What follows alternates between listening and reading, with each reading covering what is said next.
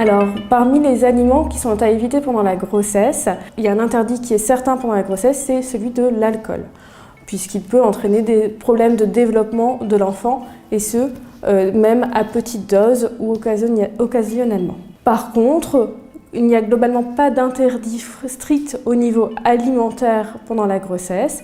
Il y aura juste des précautions à éviter, par exemple les aliments crus, que ce soit les fromages au lait cru, la viande crue, le poisson cru, qui peuvent être pourvoyeurs de listériose ou de toxoplasmose. La consommation de poissons de type requin, espadon est aussi à consommer avec modération pour les risques liés aux métaux lourds. Et les produits à base de soja sont aussi à consommer avec modération, on dit classiquement pas plus d'une portion par semaine.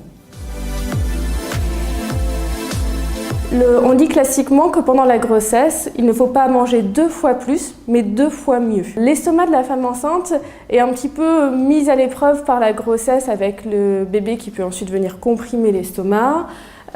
Et aussi, on a besoin d'avoir un apport un peu continu. Donc on dit classiquement de fractionner l'alimentation, c'est-à-dire de prendre le petit déjeuner, prendre un encas éventuellement le matin, un repas le midi, un goûter et un repas au soir, mais sans pour autant avoir le gros repas classique, entrée, plat, dessert qu'on peut connaître en France à chaque repas, parce que dans ce cas-là, les apports seraient trop augmentés. Il faut se fier aussi à ses besoins, sa sensation de faim, et donc manger à sa faim, en évitant d'avoir juste un produit très sucré isolé qui va faire que 2 heures plus tard, on va avoir très faim. Donc il faut essayer de privilégier les sucres lents qui vont permettre de bien caler tout au long de la journée.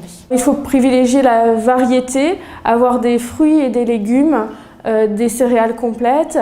Après, il y a des quantités qui sont mises, par exemple, sur les recommandations. Si vous allez voir Manger Bouger ou le site des 1000 jours, vous aurez des informations bien détaillées. Mais il ne faut pas peser chaque aliment et vraiment essayer de privilégier la variété et de fractionner avec des apports qui sont légèrement augmentés, mais pas beaucoup plus que la normale.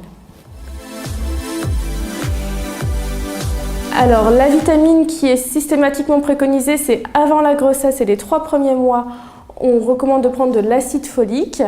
Classiquement, à la dose de 0,4, on peut parfois aller jusqu'à 5 mg par jour pour prévenir certains types de malformations. Après, il n'y a pas de vitamine systématiquement recommandée. Il y aura facilement une surveillance du taux d'hémoglobine et de fer qui sera proposé pendant la grossesse, ou dans ce cas-là, on peut vous proposer de prendre du fer, mais il n'est pas recommandé en systématique. La vitamine D, on recommande une supplémentation aux alentours du 7e mois pour la maturation osseuse de bébé et aussi pour la maman. Si elle compte allaiter, c'est important qu'elle ait cet apport en vitamine D. Et un message aussi à faire passer, c'est que si vous êtes végétarienne ou végane, dites-le à votre professionnel de santé parce qu'il fera attention à ça. Il peut y avoir dans cette population-là plus de besoin de vitamines.